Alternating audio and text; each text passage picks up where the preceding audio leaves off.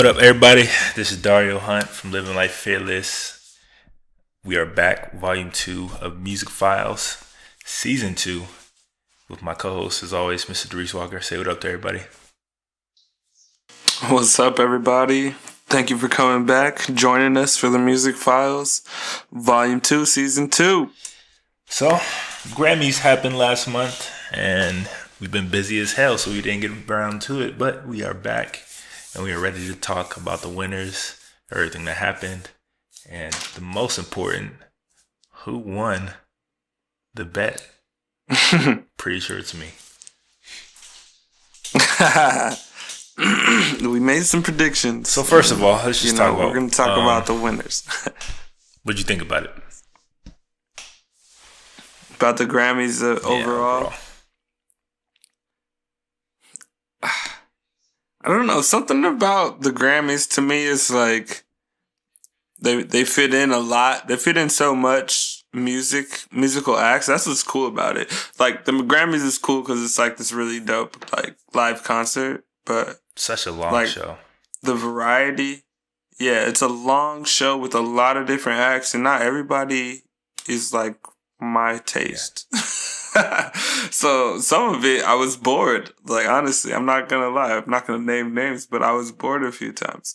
But out of the times that I wasn't bored, there were some extraordinary moments where I was like, "Oh shit, that just happened." You know, like obviously Beyonce. Like regardless of awards, the simple fact that she performed while she was so far along pregnant with twins, and the manner in which she performed, that shit was epic. I was in shock. I was like, you just combined the Tupac 3D shit with like a live performance with you yourself.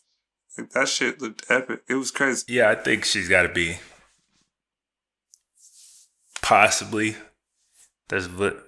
probably the most entertaining performer out there today.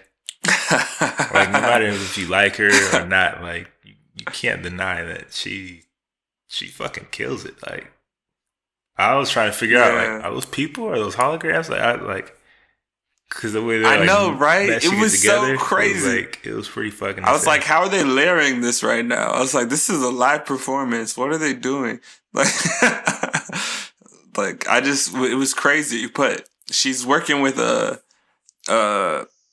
super dope like set design like artist. But yeah, this person, they're actually on I saw them on a Netflix documentary. It was about like art and design, but she was on there and she works with Beyonce, and I was watching that show and I was like, that has to be her work because like she works with like mirrors and like a lot of illusionary stuff. But yeah, so I was just like, yo, That was so sick though, like in the way she was just like oozing queendom. She was. I will say it was a little long fucking winded, but it was just so like artistically good that you just had to watch.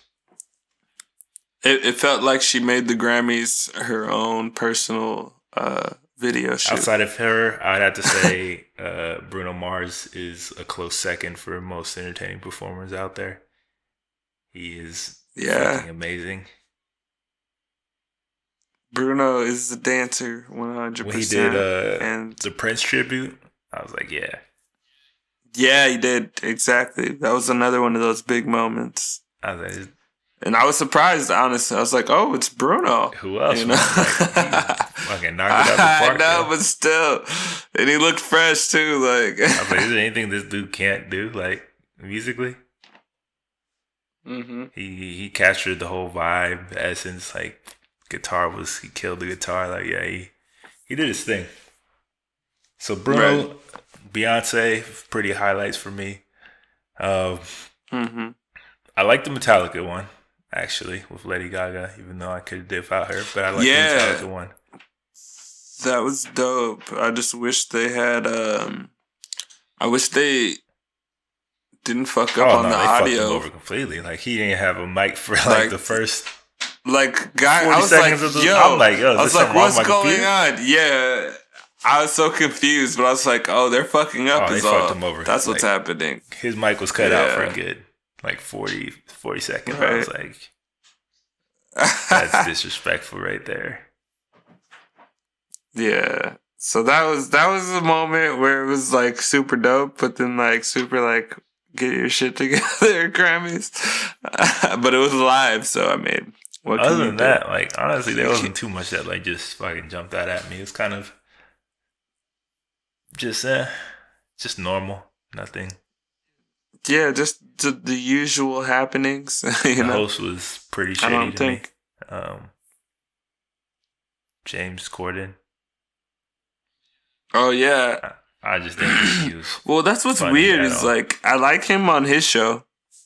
I like watching him on his show doing his own skits with people, but I don't like him on stage hosting things.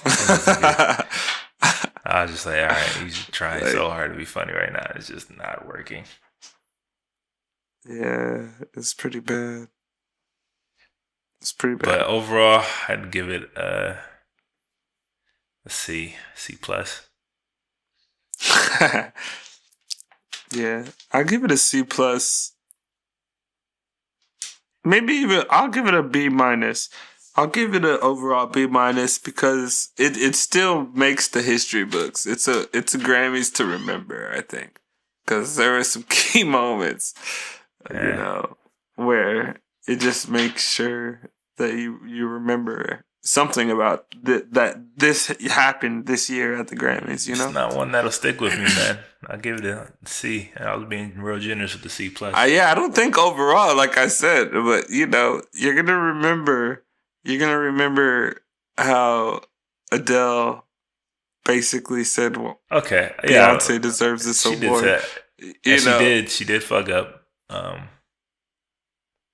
one point. Yeah, and weird. She fucked up and then restarted on the dedication that she was doing for George Michael. Yeah, George Michael. So, like... But that was so genuine too, just like her speech. It was like a lot of respect. It was so heartfelt and like, yeah, I understand. Like that's courage, that's like totally hard thing to do as an artist. To like be like, yeah, I fucked up. Let me try that again. Right, like hello live audience, hello thousands of people here. Give me a sec. Let's reset. I don't want to fuck this up. This is a tribute. Like it was I like how she did that, but. At the same time, she had to do that because she didn't get it right the first time.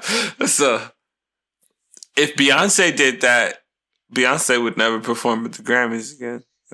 They would be like, if Beyonce did that, they would have like hounded her. Chance did, even if she did it the same the way. Church out. Yeah, Chance. Shit's funny. So let's talk about the winners. Let's talk about our picks. Let's see. So we'll start with the big one. Album of the year. Album of the year. Dun, dun, dun, dun. The winner was Adele. Adele, 25. But of course. I chose Beyonce. You chose Justin Bieber. I did. We were both wrong. Both wrong. But. Which is good. I can't say I'm not surprised. I'm not surprised Adele won. Oh yeah. But I thought for sure this is the year Beyonce was gonna win album of the year. This is her best album of her career by far, and I think it had the biggest impact of any album to drop over the last year. Right. Yeah, man. And I didn't just not pick her because you picked Beyonce. I didn't pick Beyonce because I know how the Grammys roll. The Grammys are awkward. They gave her the best album in a secret category. Like, I couldn't do it. Honestly, I think she just won it because she's far less divisive of an artist. Yeah, she doesn't have to cross over. There's no such thing as crossover for Adele. She's just everywhere. I mean, her music isn't really... Beyonce... It's just good music. It's not something that you feel some type of way about. Beyonce's was very... Yeah. Racially, culturally charged. So I could see it not winning, but it should have won. Let's just be real. For sure. Record of the year, you chose Work by Rihanna. I chose Hello by Adele. And the winner was Hello by Adele. Hello won. So you got points on that one. Yeah, don't be surprised. There's many more. Good choice, sir. So that's 1 for me. Definitely. 0 for you. Yeah. And 2 for Adele. So far. Best new artist. But trust me, there's more. I chose Chance the Rapper. You chose the Chainsmokers. Yep. I don't know why, but you chose Chainsmokers. Hey man, they were popping. The Chainsmokers were making noise. And the winner was? But not as much noise as Chance. Chance the Rapper. Chance the 2. Rapper. Acid Rapper. Mr. Yeah. Yep. 2 points for D.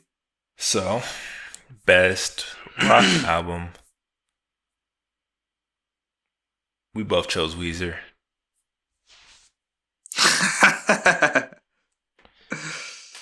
Yeah. And the winner was Cage the Elephant, Tell Me I'm Pretty. So we both get no points for that. 0 points. Even my second or third pick would have lost. Because I would have picked Panic at the Disco. I don't know Cage the Elephant. That was my 2. first time hearing of them. Right. Well, apparently it's an album to listen to, so I might have to go check that out. Cage the Elephant. Best alternative. We both chose Bon Iver. And the winner was David Bowie for Black Star.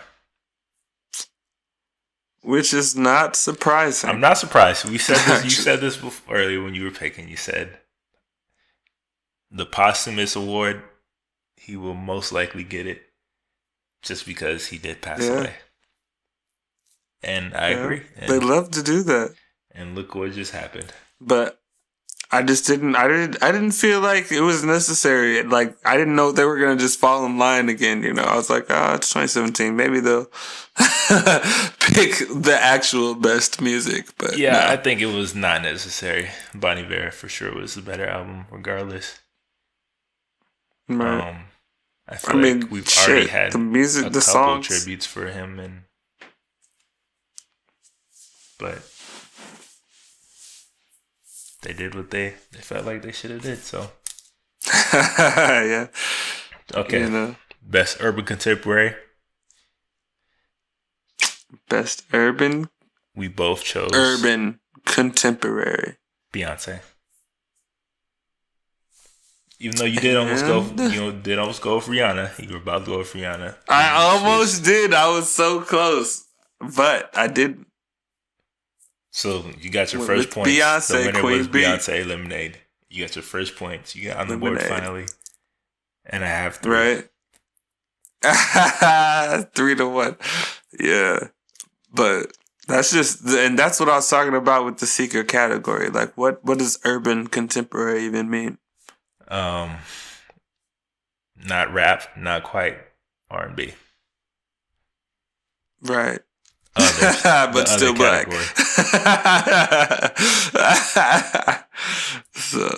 But you can be the best at the kind of black stuff that's not quite pop, but it's pop music, but it's not R&B or rap. There was only black people in there, so something like it. I know, dog. That's what they made sure. Like, no ill intent. I'm just saying that's how it felt. All right. Best rap album. We both did what we thought they would do, and we chose Drake.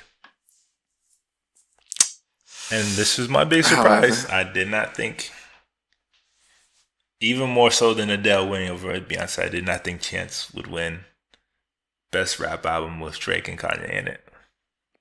That was amazing. But he did. So, congrats to him. Congrats. That's amazing. I did a whole piece on, how he changed things with those two historic wins. So, yeah. It's a win-win. It's a good year for Chance the Rapper.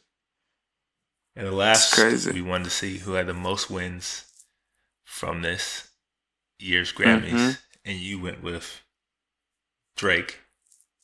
And I went with Beyonce. The winner was Adele, who had 5 wins. Yeah. But out of Beyonce and Drake, they both had 2 apiece. But Drake had them for the same song. So I'm going to count his as well. I got 4 points. I have 4 points on the board. You got 1 win. Yeah. That's because I wasn't going with my heart. I was going with what I thought the judges would do. You gotta step up your music game, man. That's rule number 1, ladies and gentlemen. Always go with your gut when you're guessing. So winner, chicken dinner. I have won the Grammys, and next show when we do the Fearless show, I'm sure I'll win the Oscars too. Nah. Can't touch me when it comes to this culture stuff. Come on, man. You might get lucky with a couple in the Oscars. But I should have had 5, at least 6 out of the Grammys if they were voting correctly. But they voted, and you were wrong. Did. There's no should have. There's what you guess, and then what actually happens. So we'll see what happens with the Oscars. So those are the only categories we cared about. Sorry for all the there's a lot of other categories in the country and all the other ones. I just didn't care. So and they didn't even get televised. So yeah, I mean the funniest part. So the best part to me about the Grammy, like when the people win their Grammys, I love how after the Grammys are over and they have their awards, they get to actually have their own little, like, however long I want to talk, like, thank you press conference kind of thing in the back. Like it's crazy because Adele talked for longer than she did on stage, like, on the second stage when, like, the Grammys are over and they get to do the, like, exit, like, interview speech or whatever it is. I don't know what it's called exactly, but yeah, those are actually, if you look those up, those are actually pretty interesting because everybody gets to talk a little bit more about their character they played, or I mean not played, but the music and like their directors and all that. Just more information. Once the show stopped, I stopped, so I knew I had the win in the bag. That's all that matters to me. Yeah, I was just shocked with Beyonce's performance. I'm gonna sound like a Beyonce stan, but you sound like a part of the Beehive right now. I mean, watch if for the people who are listening, if you have not seen Beyonce's performance at the Grammys, you need to find that right now. Like, this is not a game. Like, this is one of the dopest Grammys performances they've ever had. Like, however long they've been a part of, you sound like a real part of the Beyonce Beehive right now. At the Grammys, which is since day one, this is in the top 10 performances. Beyonce, and she was pregnant. She didn't even have to do much, and she still killed it. Like, she wouldn't even have to dance, and she was sitting down for half the bit. Like, think about it. Beyonce was sitting down on stage for half the performance and still slayed that shit. Like, that's that's hard to do. And then we go back to Adele, who had to restart on a tribute that you had to do good. So that's all I'm saying. Is that sounding like a part of the Beyonce Beehive. Shit was fire. Let me find out. Beehive. Hey. Let me find out you're part of the thing. The Killer Bees. Yeah. That's funny. I might be, and I didn't even know. Like, Beyonce was dope, but her shit does stink too. Yeah. So enough about the Grammys. They were a month ago. They happened. I won. Right. Whatever. Let's move on. Let's talk about some of this new music that's come out over the past couple we haven't weeks. Talked about the drops since the last episode, so let's see what we got coming out lately. Actually, it's been kind of dry. Hasn't been a whole lot. It's been a little slow. Notable. Well, there's a notable. Let's just not say not notable. First of all, Future. Are you I said there's not a whole lot. There's some notable, but not like there were some. Before. So Future dropped he dropped an album, self-titled Future, and then a week later he dropped Hendrix. So this is the Future Hendrix double tape, except they're separate albums, basically, released, which is interesting. But that's one thing that came out. I don't know if we want to talk about that right now or not. But. First of all, what do you think about Future's 2 drops? I thought, first of all, I didn't even know it was going to be 2 drops. So, like, when Future came out, I was like, oh, Future's album? I was like, what? It was like a surprise. So I get the album, and I'm listening to it. I go through it on the subway while I'm on the way to work and listening to it on a break. And then I'm trying to figure out, like, what are my favorite songs. And then I'm like, it feels like all the other mixtapes. But then I was like, does it though? And then I find myself searching for why it's not. And that was my problem, was like, I had to like really look at the mixtape, like the album, and like, what's the difference between your mixtapes and your albums, Future? And I couldn't find a difference at all. Is it an album? Is it a mixtape? I don't know. I don't know. That's how I feel. But I mean, there's some good songs on there. There's some trap music. There's some classic Future on here. He's always good for at least three good songs on any project. Yeah, at least 3. Yeah. So. I was not impressed. I was very unimpressed. I was a little disappointed. Some of the people I know who were the biggest Future fans were like, I'm not that impressed.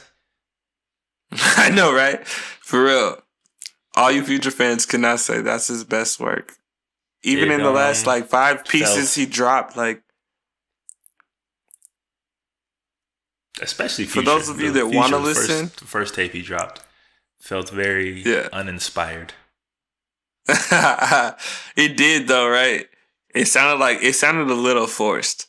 Like he just like he's almost this is like a throwaway compilation.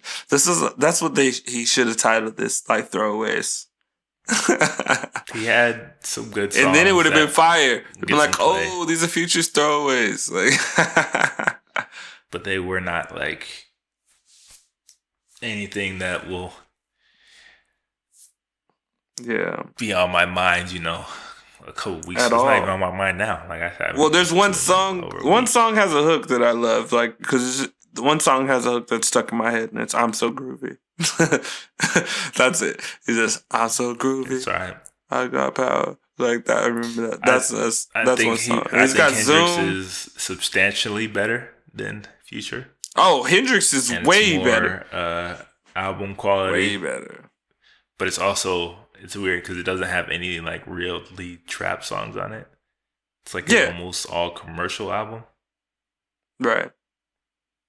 So Hendrix was my whole takeaway was, why didn't he just take the best from both and combine them into something better?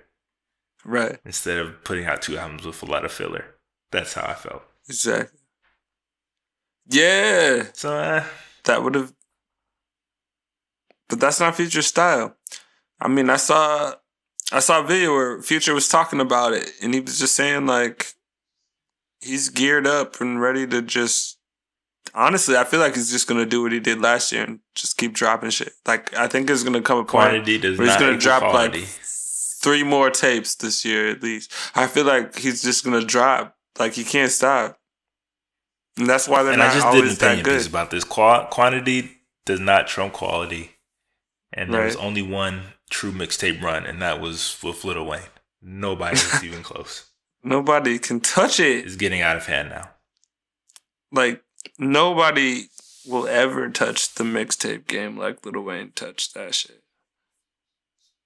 Like we remember the names of the tapes, and we're waiting for the next ones like they were albums. Like Dirty Sprite 1 and 2 aren't even the Drought 1 and 2.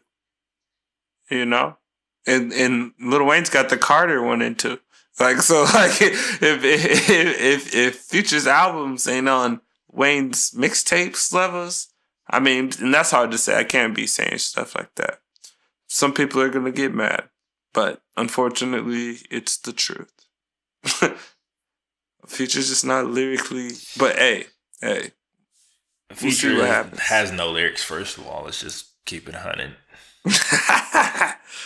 True. He's all melodies and rhythm, so it's crazy. Yeah. 2 Chainz has more bars than Future. Enough with his throwaways.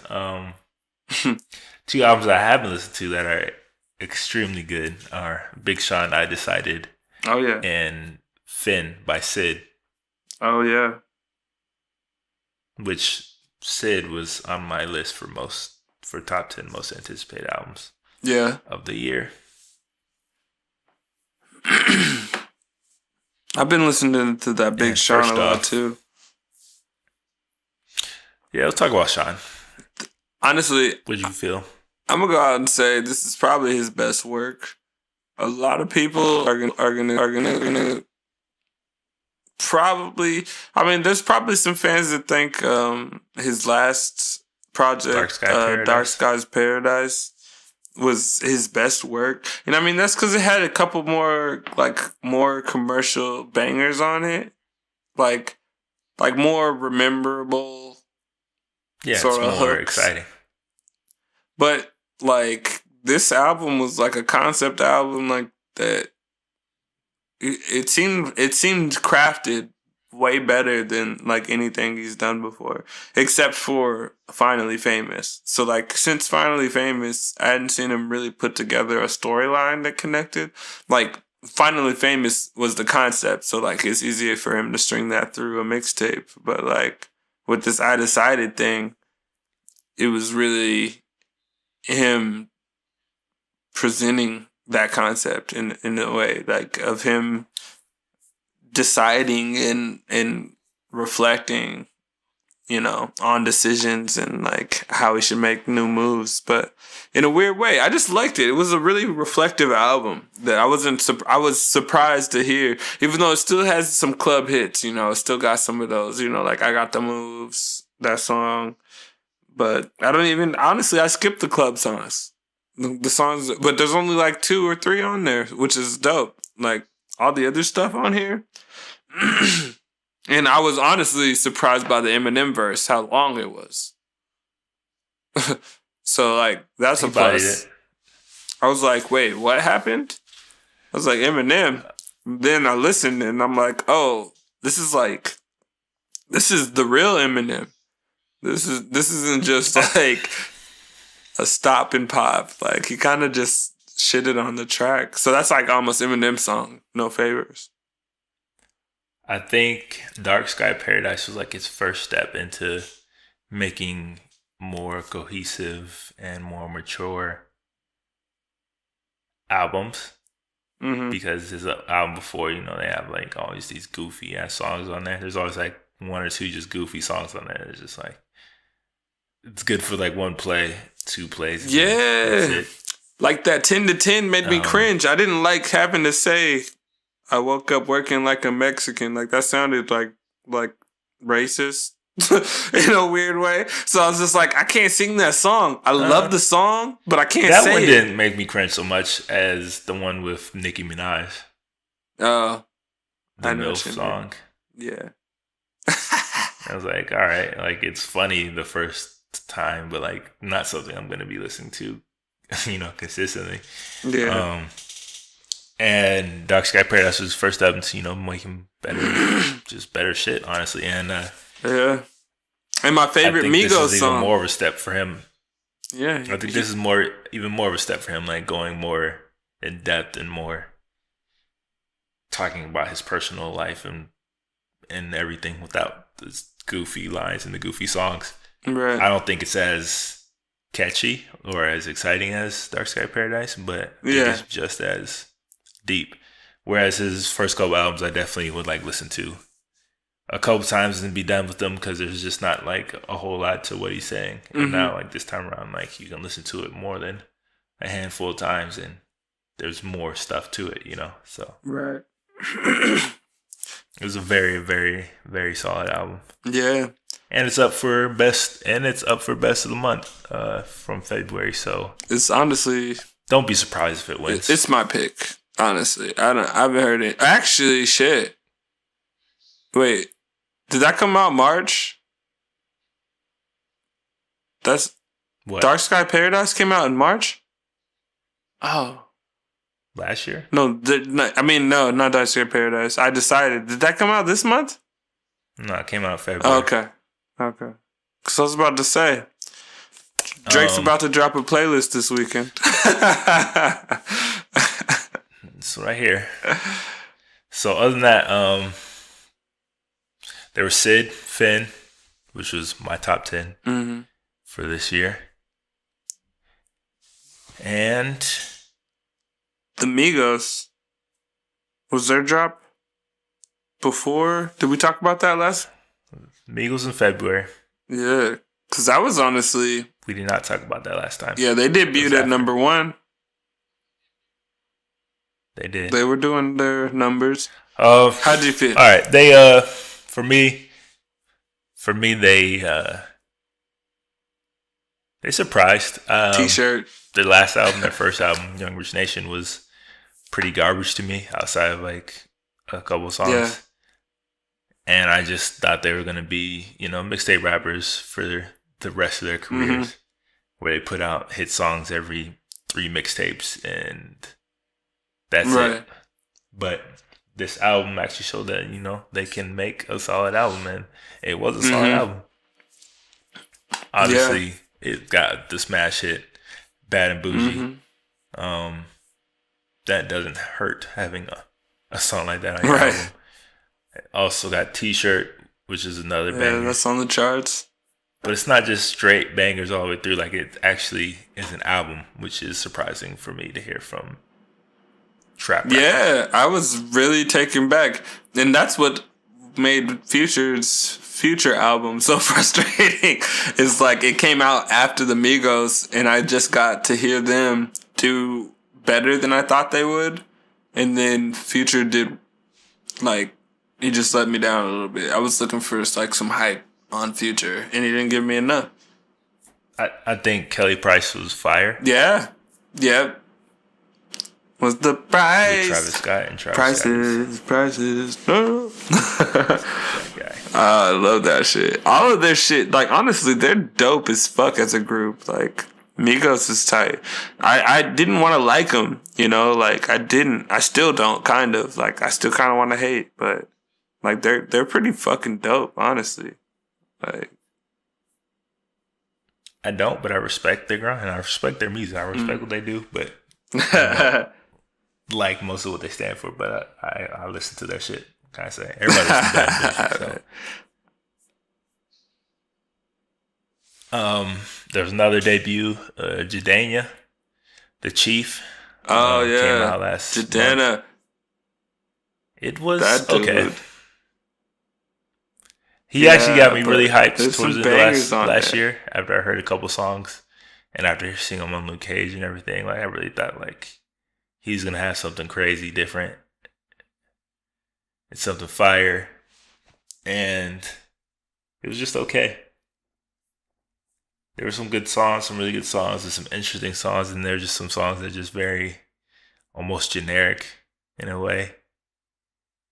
So it was just okay. I was pretty excited to hear it, and it just didn't quite live up to that hype for me. Word. But yeah, so Jidenna, his fucking album was sick. Like, I mean, not entirely. It was just some of the new flavor he brought to hip hop I liked a lot because you don't get a lot of crossover from, say, like Africa or just African Americans who actually lived in Africa and stuff like that. So I liked that was brought into like American mainstream. Yeah, he definitely embraced his heritage, his dad's heritage for sure. He does it since the beginning, you know. An album title and the way he dresses, the music videos. Right. Just like you said, it is unique and it is something that I've never really seen in hip hop. And I like it. It's just, I think some of the songs could have been more interesting to reflect his interesting background. Because some of it was a little generic, even though there were some really good standouts where you can see how talented he is, you know. And I think once he develops his artistic side a little bit more, I think he'll have like a really strong album. Yeah. Felt like it was kind of going for a few hits here and there that were kind of like he should just be trying to make what feels right. Yeah. I liked it though. I'm looking forward to what's next.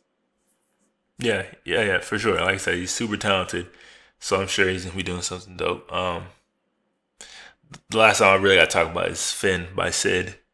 Have you heard it? No, I haven't.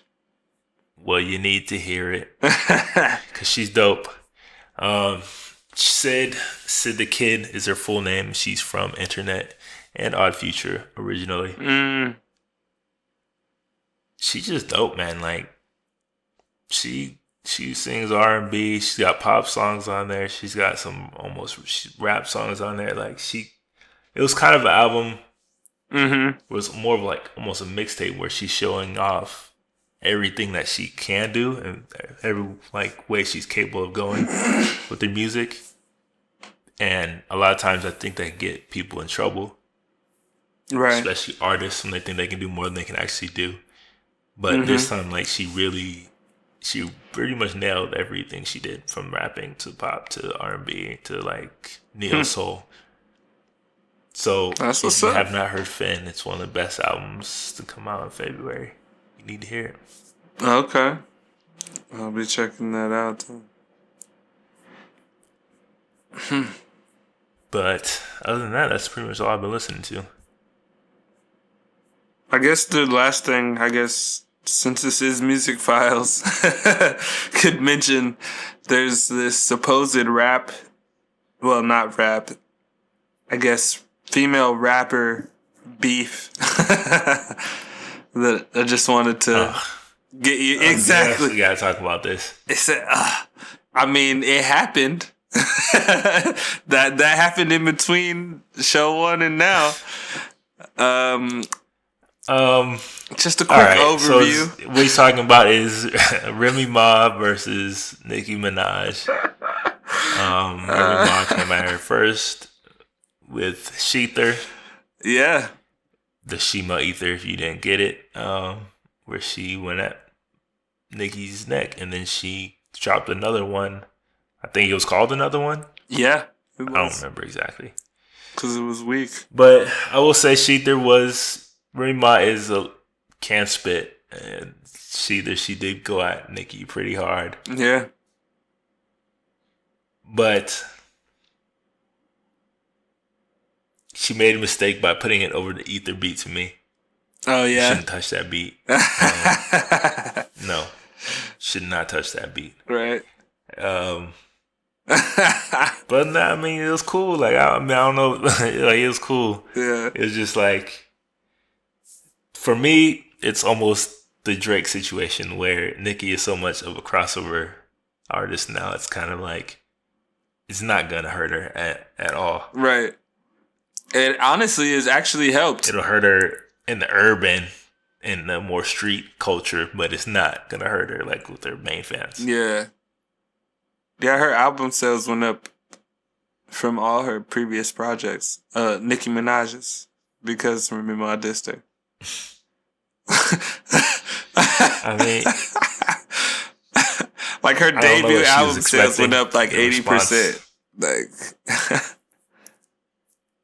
I mean, I hear Nicki threw some light jabs at her. Yeah, Nicki threw some jabs. Personally, did not check for the songs, right? So I don't know what she said. Yeah, I mean, but all this beef is. It's not getting out of hand. All this beef is getting real corny. It started. All corny. These beefs are real corny, and I'm just like, yeah. I used to love beef like anybody else, but these are just like, what are they? We're at the age of the worst rap beefs of all time, basically. Oh, fucking terrible. Yeah, terrible. Like I listened to a Queen Latifah rap beefs track and it was killer. I was like, yo, if she released that, like that was like something that could have even came back at Remy Ma. Like it was such a good, like I was like, damn, Queen Latifah even had bars back in the day. She was going in. Cause this is when lyrics mattered and what you said mattered, and if you didn't come correctly, her whole fucking career could be over. Just look at Cannabis. That hurts. Before he could even really get popping, LL Cool J fucking dead and all that. So it's just a joke now. It's a joke. Right. All you fucking artists, these big artists are brands now, and like most people don't even give a shit anymore. So it'll get play, on mixtapes on certain radios, Hot 97 for sure. Mm-hmm. But other than that, it's dead. This hip hop beef is corny. Yeah. What's funny though, the only difference is Nicki Minaj combined like what Meek Mill did and what Drake did by like not responding.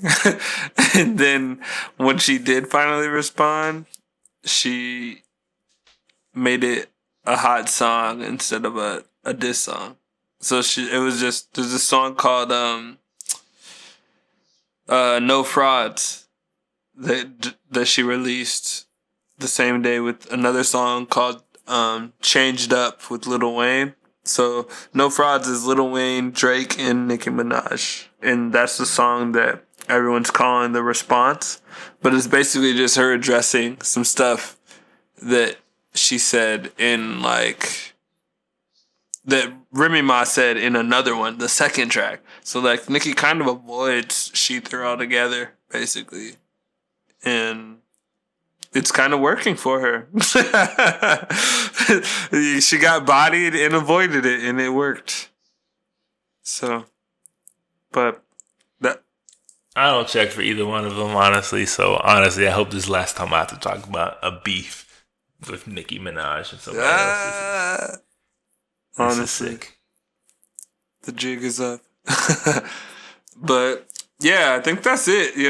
I just wanted to put that out there because that was just going through the radio waves, and the rap beef is always something people talk about, regardless. Yeah, I was trying to avoid talking about that. It was a pointless thing. Pulled me back in. Nonetheless, music has been made. But yeah, I just want to thank you guys again for stopping through, coming to check out the Musicphiles. This is Volume 2. Volume 2, Season 2, Musicphiles. That's a wrap.